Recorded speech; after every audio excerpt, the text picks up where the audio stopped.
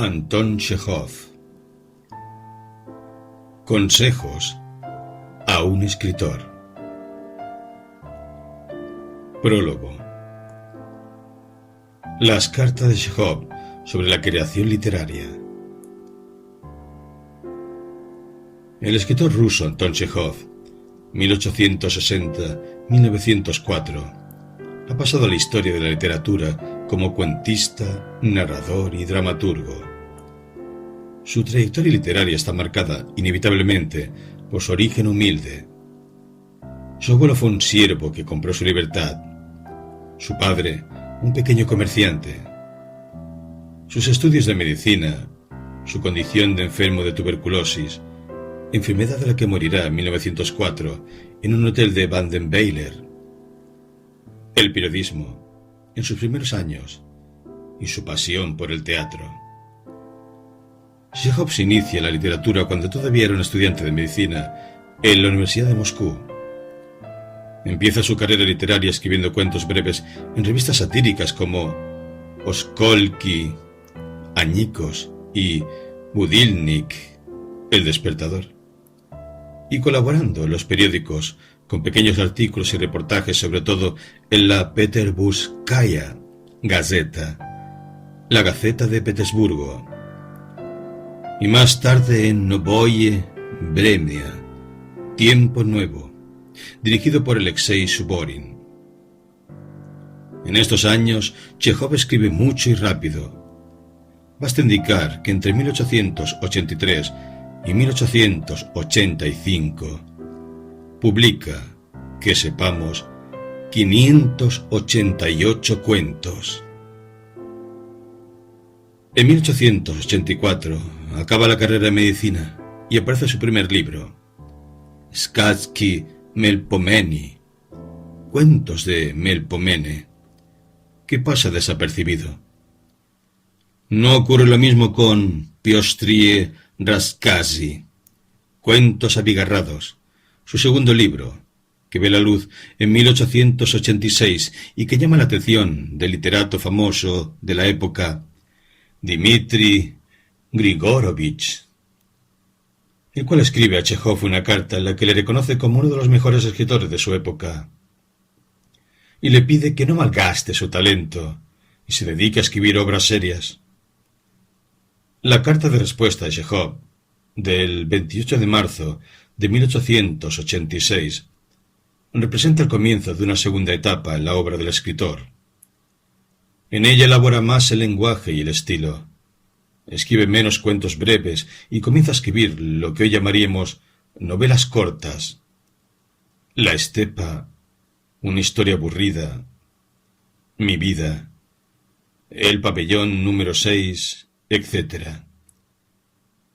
Pequeñas obras teatrales, El oso, La petición de mano, Los daños que causa el tabaco, y su primera obra teatral larga, Ivanov.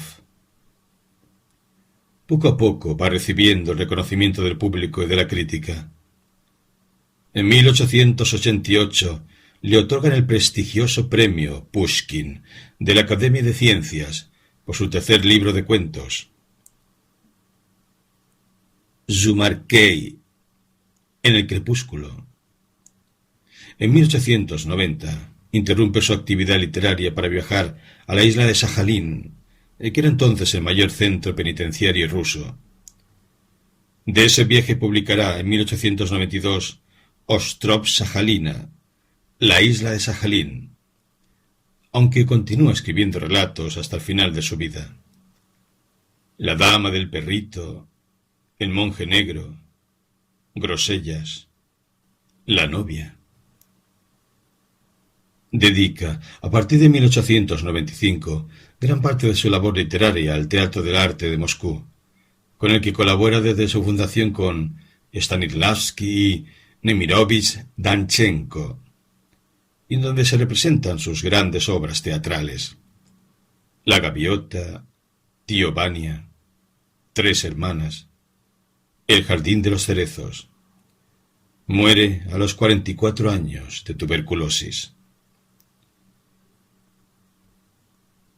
Chejov mantuvo, desde 1879 hasta 1904, una intensísima correspondencia, en su mayor parte de tema literario, con numerosos escritores, familiares y amigos. Se estima que escribió cerca de 4.000 cartas, de las cuales se han publicado en Rusia hasta hoy unas 3.500.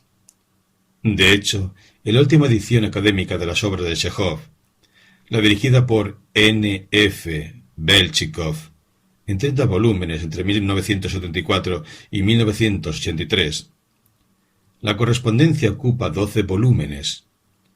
Por tanto, es necesario hablar también de otra dimensión literaria de Chejov, la de escritor epistolar, actividad que comparte con otros destacados autores rusos, tales como Pushkin, Gogol, Dostoyevsky, Turgeniev, Tolstoy y Gorky, por solo citar a los más conocidos. En realidad, la literatura epistolar tuvo una importancia capital entre la inteligencia rusa del siglo XIX y primeras décadas del siglo XX. En una sociedad que carecía de vida política, opinión pública y libertad de prensa, en la que las obras literarias estaban sometidas a la censura, los géneros ensayísticos de la correspondencia privada y del diario son fundamentales para reconstruir la vida cultural y literaria. El caso de Chejov como escritor epistolar es excepcional.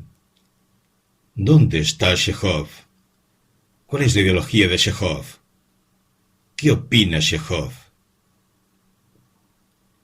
Resulta difícil responder con cierto rigor a esas preguntas a partir únicamente de la literatura artística de Chejov.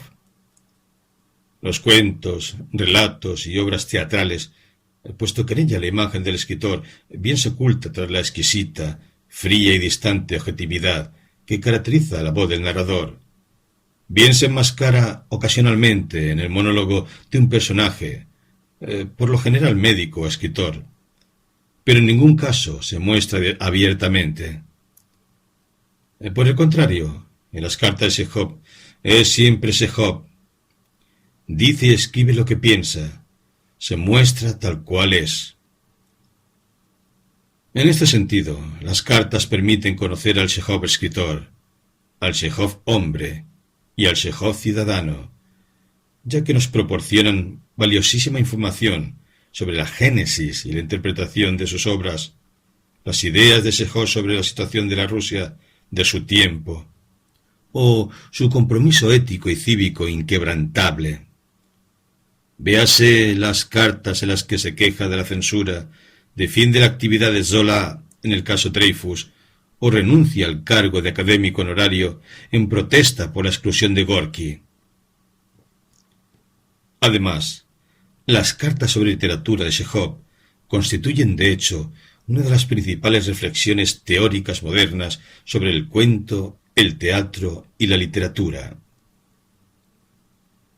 En su conjunto, las cartas de Chejov sobre la creación literaria tejen un espacio fragmentario, diríase que impresionista, en el que se revela la peculiar imagen del escritor, hombre y ciudadano, captada en su esencia y en su devenir, ya que permiten reconstruir su trayectoria literaria, así como las ideas estéticas y los valores éticos que configuran su pensamiento. Se trata ciertamente de una poética implícita, fragmentaria y epistolar, de gran valor, no sólo para comprender mejor sus obras, sino también para mostrarnos una relevante y generosa faceta suya como lector. Para Chejov las cartas constituyen un medio de comunicación privada, íntima y directa con sus lectores. Recuérdese a este respecto el consejo que dio al joven Gorky. Procura conocer a tus lectores. Chejov es un lector agradecido. Siempre guiado por la simpatía y el respeto, enjuicia con una penetrante capacidad crítica los cuentos y obras teatrales, incluso hasta los poemas, a pesar de reconocer expresamente su incompetencia como lector de poesía, que le envían tanto sus hermanos, Alexander y Mijail, admiradoras, Lidia Avilova, María Kiseliova, Elena Shaborova. Amigos: Alexei Suborin, Iván Leontiev, Sheglov, Nemirovich Danchenko, entre otros. Actores y actrices de teatro de arte de Moscú, entre ellos Stanislavski y Olga Kniper, quien se convertiría en su esposa en 1901, así como numerosos desconocidos. Las ideas literarias de Chejov, que encontramos a lo largo de sus cartas, maduran entre 1886 y 1889.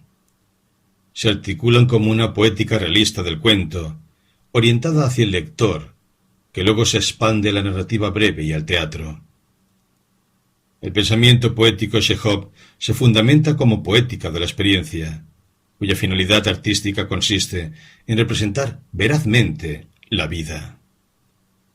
Por eso, Anton Chejov recomienda a su hermano Alexander, el 6 de abril de 1886.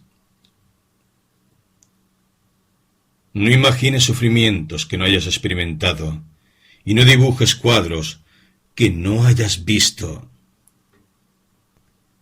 Precisamente, Alexander, está dirigida la carta del 10 de mayo de 1886, que contiene las 6 recomendaciones que, a mi juicio, constituyen los pilares de la poética de Chejov. 1. Ausencia de palabrería prolongada de naturaleza sociopolítico-económica. 2. Objetividad total. 3. Veracidad en las descripciones de los personajes y de los objetos. 4. Brevedad extrema. 5. Osadía y originalidad. Huye de los lugares comunes. 6. Sinceridad. Chejov busca nuevas formas literarias, narrativas y teatrales para representar la vida moderna rusa. La novedad y la originalidad guían la búsqueda estética del escritor. Por otro lado, la brevedad considera sentenciosamente por Chejov como la hermana del talento. La sencillez son sus 2 mandamientos estilísticos. Desde el punto de vista compositivo, Chejov opta por romper la estructura cerrada del cuento romántico, suprimiendo deliberadamente el principio y el final, y sumergiendo la fábula en una trama sin aparente argumento, de unidad emocional, que concentra al final en el lector la impresión de toda la obra. Para Chejov, la literatura es un arte que debe estar orientado al lector y cuya finalidad consiste en representar la vida con veracidad. Dicha representación se centra en el hombre y la naturaleza. La verdad del arte es así una iluminación indirecta y emocional de la vida real, que retrata al hombre, considerado en su unicidad, sin tópicos. En el arte de Chejov, los detalles desempeñan una función decisiva. Son las piezas de un mosaico o la vía de acceso a lo sublime. La literatura es sublime en la medida en que describe la particularidad, lo íntimo, la grandeza de lo pequeño. Consiste en presentar al lector, espectador, casi imperceptibles oscilaciones emocionales, apenas leves temblores en el registro sismográfico de la vida cotidiana. Los personajes de Chejov son el resultado de la observación y del estudio de la vida.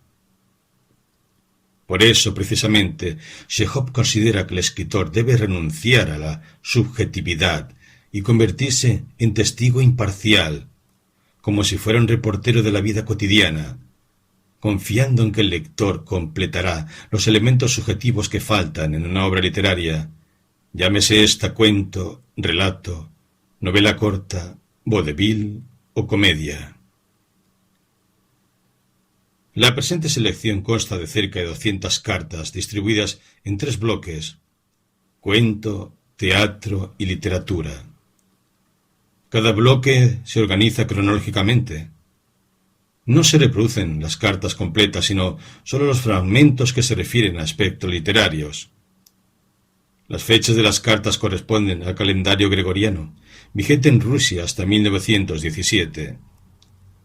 En caso necesario, los textos se acompañan de breves notas a pie de página. Al final, se incluye un índice onomástico de los destinatarios de las cartas y un índice general. Se ha optado por una transcripción de los nombres propios que aproxime, en la medida de lo posible, la fonética rusa a la española. La traducción se ha realizado por la edición de las obras y cartas completas Polnoye, Sobrante, Sochinetnik y Pisen, de Anton P. Chejov, Moscú, Nauka, 1974-1983.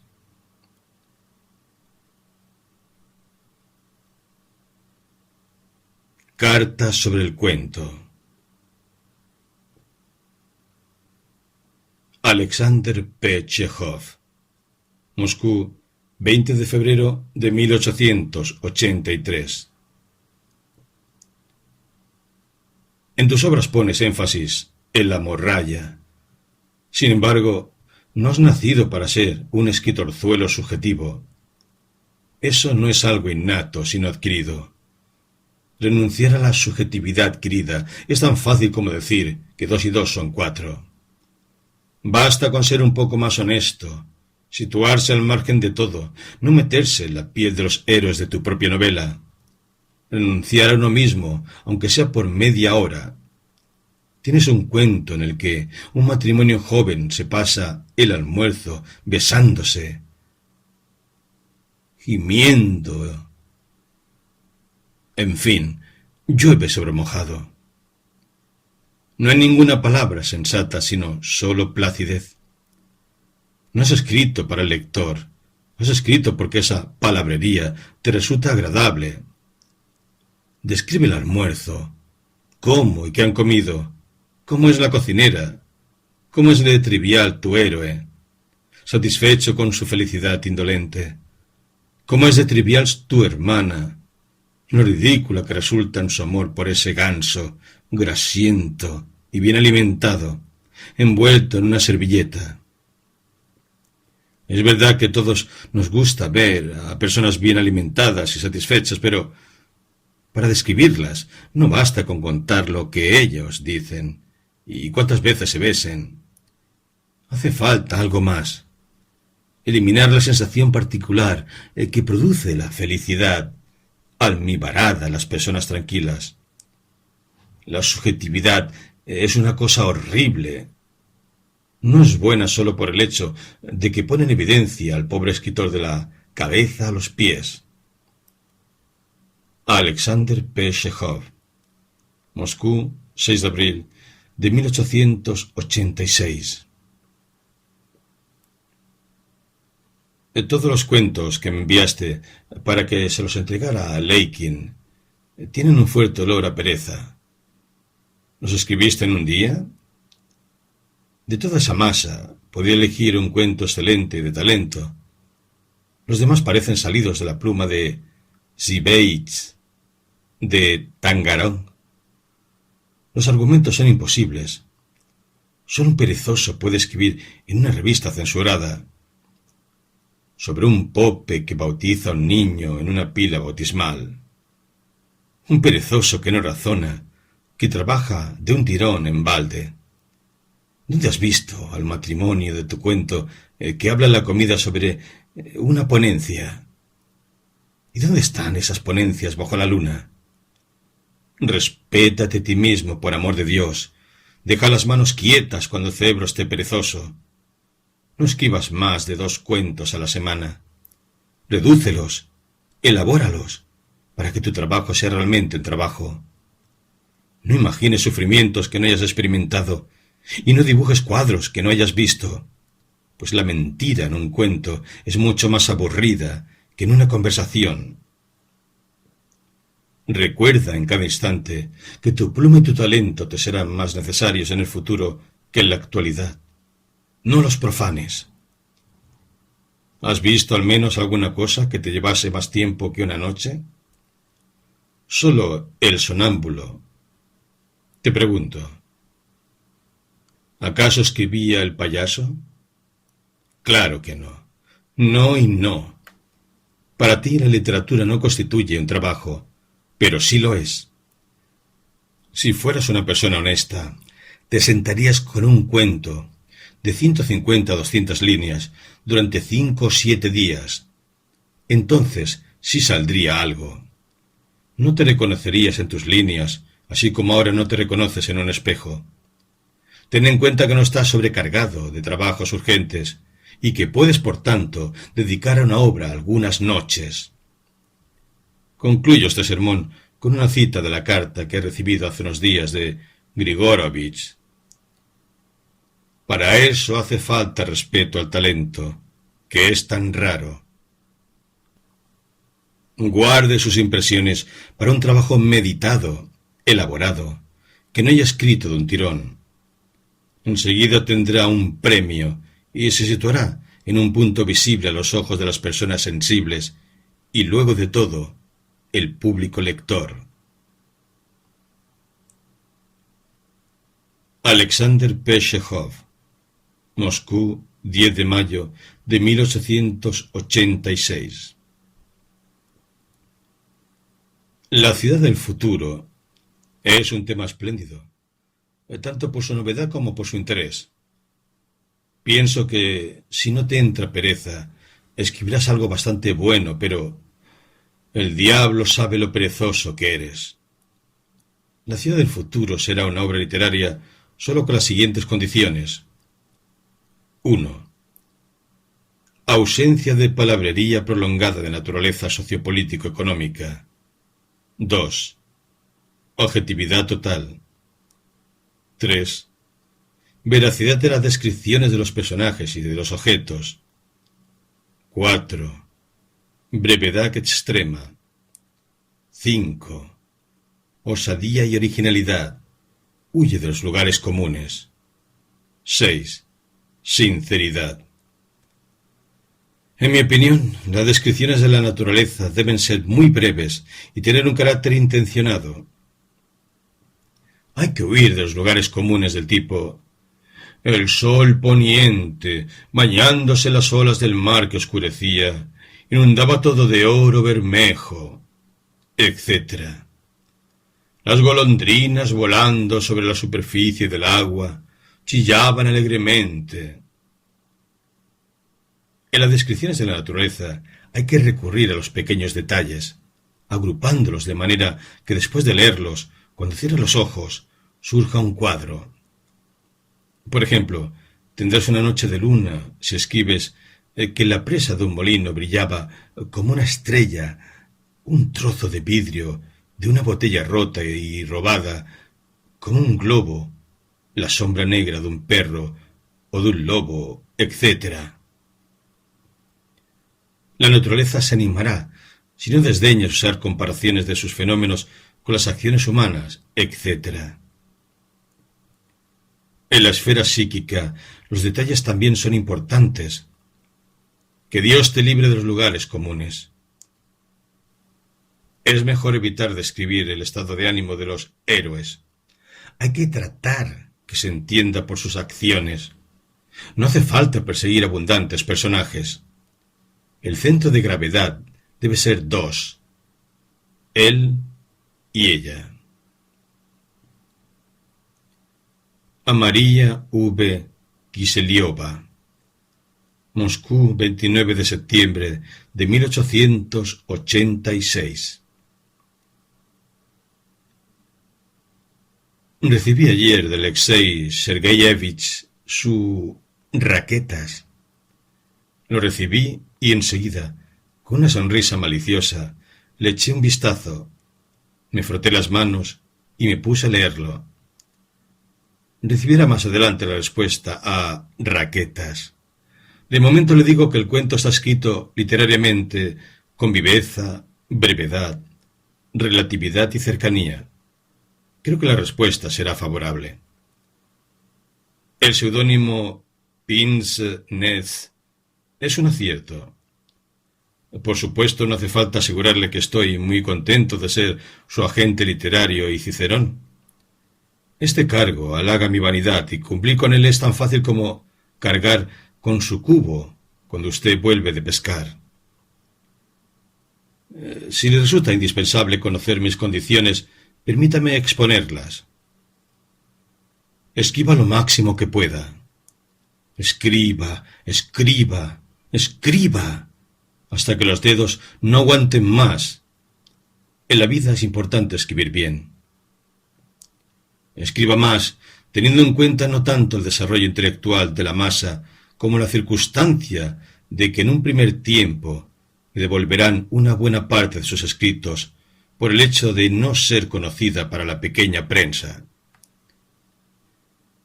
No le engañaré, ni seré hipócrita, ni daré rodeos sobre las devoluciones. Le doy mi palabra.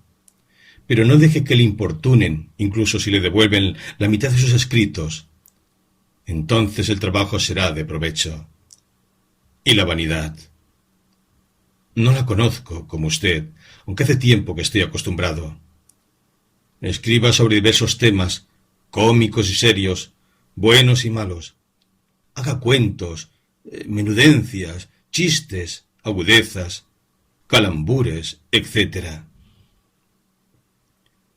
Las adaptaciones de autores extranjeros son completamente lícitas, pero solo en el caso de que el pecado contra el 8º mandamiento no ofenda a la vista. Por raquetas irá usted al infierno después del 22 de enero. Evite los argumentos populares. Por muy duros de mollera que sean nuestros editores, no es fácil probar su desconocimiento de la literatura parisina, sobre todo la de Maupassant. Escriba de una sentada, con total confianza en su pluma. Le hablo con honestidad, no de manera hipócrita.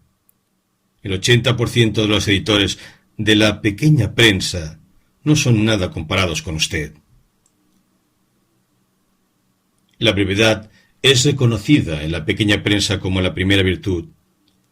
La mejor medida puede ser usar el papel de cartas, este mismo en el que estoy escribiendo. Cuando llegue a las 8, 10 hojas, párese. Además, el papel de cartas es más fácil de enviar. Esas son todas mis condiciones. Alexei Peshechov. Bakino, 21 de junio de 1887. Encuentro simpático el suplemento del sábado sobre la estepa, precisamente por su tema, que usted, imbécil, no encontrará. Es fruto de la inspiración, casi una sinfonía. En esencia, una bobada. Agrada al lector por una ilusión óptica. El truco está en los ornamentos postizos, como las ovejas, y en el arreglo de frases sueltas. Se puede escribir sobre los pozos de café e impresionar al lector mediante trucos. A Dmitri V. Grigorovich. Moscú, 12 de enero de 1888. Aquí tiene la respuesta a la parte esencial de su carta. He comenzado a escribir una obra larga, La estepa. Llevo escritas poco más de 2 hojas tipográficas y probablemente escribiré 3 más. Para mi estreno en una revista importante he escogido La estepa, la cual hace mucho tiempo que no ha sido descrita. Retrato la llanura, a la lejanía de color lila, los pastores de ovejas, los judíos, los popes, las tormentas nocturnas, las posadas, los convoyes, los pájaros de la estepa, etc. Cada capítulo constituye un cuento aparte, y todos los capítulos están unidos, como las 5 figuras de la cuadrilla, por un parentesco cercano. Trato de que tengan un olor y un tono comunes, cosa que podré conseguir más fácilmente porque hay un personaje que atraviesa todos los capítulos. Siento que he superado muchas dificultades, que hay pasajes que huelen a heno, pero en conjunto está saliendo algo extraño y excesivamente original. Mi falta de costumbre de escribir largo y el miedo constante de escribir a más me hace caer en el otro extremo. Todas las páginas están saliendo compactas, como prensadas. Las impresiones se aglomeran, se amontonan, se funden unas con otras. Los cuadros, o como usted dice, las lentejuelas, se apiñan unas contra otras. Forman una cadena ininterrumpida y por eso cansan. En general, no está saliendo un cuadro, y sí una enumeración seca y detallada de impresiones, una especie de sinopsis. En lugar de una representación artística e integral de la estepa, ofrezco al lector una enciclopedia de la estepa. No siempre se acierta la primera, pero no me desanimo. Quizás la enciclopedia sea útil. Tal vez abra los ojos de mis contemporáneos y les muestre cuánta riqueza, cuánta belleza permanecen aún intactas y cómo aún son extrañas al artista ruso. Si mi novela hace recordar a mis colegas la estepa que cayó en el olvido, si al menos alguno de los motivos que he esbozado de forma ligera y seca da a algún poeta ocasión de meditar, me sentiré recompensado. Sé que usted comprenderá mi estepa y que gracias a ella me perdonará los pecados que cometí sin querer. Cometo los pecados sin querer porque, como se demuestra ahora, todavía no sé escribir cosas grandes. En verano continuaré mi novela interrumpida. Esa novela abarca un distrito entero. Nobleza y censivo. La vida doméstica de algunas familias. La estepa es un tema en parte excepcional y peculiar. Si no fuera descrita para salir al paso, sino en función de ella misma, cansaría por su monotonía y bucolismo. En la novela, en cambio, hay personas corrientes, intelectuales, mujeres, amor, boda, hijos, lo que hace que la gente se sienta en casa y no se canse. Iván L. Leontiev, Chekhov, Moscú, 22 de enero de 1888. El artículo de Nedelia, Semana, no es nada malo. Se me ocurren algunas ideas sobre nuestra falta a fuerza, a la que un autor delicado llamó desgobierno. Nuestros talentos tienen mucho fósforo, pero carecen de hierro. Es posible que seamos hermosos pájaros y que cantemos bien, pero no somos águilas. A usted, hombre de poca fe, le interesa saber qué defectos he encontrado en su Miñón. Antes de apuntárselos, le advierto de que tiene más interés trágico que crítico literario. Los que escriben apenas pueden captarlos, pero de ningún modo lector. Aquí están. Me parece que usted, como autor desconfiado e incrédulo, por miedo a que sus personajes no fuesen suficientemente nítidos, ha concedido demasiado lugar a la descripción minuciosa y detallada. El resultado ha sido una mezcla excesiva de colores que influye negativamente en la impresión general. Temiendo que el lector no le diese crédito, se ha ocupado con ahínco, como a veces sucede en la música, de la psicología de su personaje. Lo psíquico le sale bien. En cambio, la distancia entre tales momentos como amare, morire y el disparo le sale larga, y el lector, antes de ir al suicidio, descansa del dolor que le causa amare, morire. Y el lector no se le puede dejar descansar, hay que mantenerlo tenso. Estas observaciones no tendrían lugar si Miñón fuese una narración larga. Las obras grandes, voluminosas, tienen sus objetivos, que exigen un trabajo más minucioso, independientemente de la impresión general. En los cuentos cortos es mejor decir menos que contar mucho, porque... no sé por qué. En todo caso, recuerde que solo yo considero sus tiros perdidos como tiros fallados, sin importancia, trágicos, y con mucha frecuencia me equivoco. Puede que usted tenga razón, y yo no. Debo decirle que antes me equivocaba muy a menudo, y decía cosas diferentes de lo que pienso ahora. Por consiguiente, mi crítica no vale nada. Mi relato, La estepa, saldrá en el número de marzo de Sverny Vesnik, El mensajero del norte. Tiene algo de extraño, pero hay algunos pasajes de los que estoy satisfecho. Me da rabia que no contenga ningún romance. Un relato sin mujeres es como una máquina sin vapor. Además, tengo mujeres, pero no esposas ni amantes. Y yo no puedo estar sin mujeres. Alexei N. Plesheviev, Moscú, 3 de febrero de 1888. He acabado y enviado La estepa. Andaba descalzo y de repente me puse las botas. Quería escribir 2 o 3 pliegos y he escrito 5 completos. Me he cansado. Me he agotado por la falta de costumbre de escribir largo. He escrito con esfuerzo y siento que he desvariado bastante. El argumento de La estepa no tiene importancia.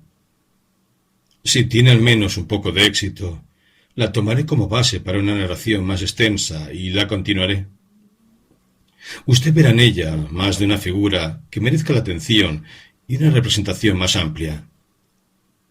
Mientras la estaba escribiendo, sentía junto a mí el olor del verano y de la estepa. ¿Estaría bien ir allí? Por amor de Dios, no se ande con ceremonias y escriba que mi relato es mediocre ruin, si de hecho lo es. Deseo fervientemente saber la verdad a secas. Si los editores la estiman conveniente, para Sverny Vesnik, el mensajero del norte, con mucho gusto le ofreceré mis servicios a ella y a sus lectores. Cuide de que mi estepa salga entera en un solo número, pues no es posible dividirla, como usted mismo verá al leerla. Pida que reserven para mí algunos ejemplares. Quiero enviársela a Grigorovich Ostrovsky. Mi estepa no parece una narración, sino una enciclopedia de la estepa. A Dmitri V. Grigorovich. Moscú, 5 de febrero de 1888. Anteayer terminé y envié a Sverny Vesnik, el mensajero del norte, mi estepa, de la cual ya le escribí. Sé que Gogol se va a enfadar conmigo en el otro mundo. En nuestra literatura es el zar de la estepa. Yo me metí en su territorio con buenas intenciones, pero he desvariado bastante. 3/4 partes de la narración no me han salido bien. El 10 de enero le envié 2 cartas, una mía y otra de V. N. Davidov. ¿Las ha recibido? Entre otras cosas, le escribí en mi carta sobre su argumento, el suicidio de un muchacho de 17 años. Hice un pequeño intento para aprovecharlo. En mi estepa, a lo largo del capítulo 8, acompaña a un niño de 9 años que, en el futuro, al llegar a Peter o a Moscú, sin duda acabaría mal. Si la estepa tiene algo de éxito, la continuaré. La he escrito intencionadamente, de manera que dé la impresión de una obra inacabada. Como verá, se parece a la primera parte de una narración extensa. En cuanto al chico, y a por qué lo he representado así, y no de otra manera, ya le contaré cuando haya leído La estepa.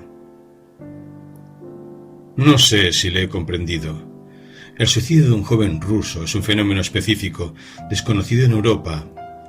Toda la energía del artista debe estar concentrada en 2 fuerzas, El hombre y la naturaleza.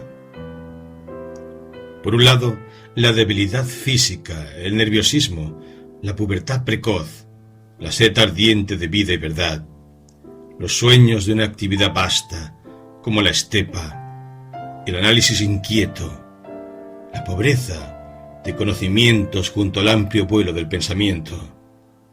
Por otro lado, la inmensa llanura, el clima severo, el pueblo rudo y austero, con su historia dura y fría, el yugo tártaro, el sistema de rangos, la pobreza, la ignorancia, la humedad de las capitales, etc. La vida rusa golpea al hombre ruso con tanta fuerza que no queda nada. Le golpea como una piedra de 1000 pads. En Europa occidental, la gente muere por vivir de manera estrecha y sofocante, y aquí, por vivir a la inmensidad. La inmensidad es tanta que el hombre pequeño no tiene fuerzas para orientarse. Eso es lo que pienso sobre los suicidas rusos. ¿Le he comprendido? Además, no se puede hablar de esto en una carta, porque hay poco espacio. Es un buen tema para conversar.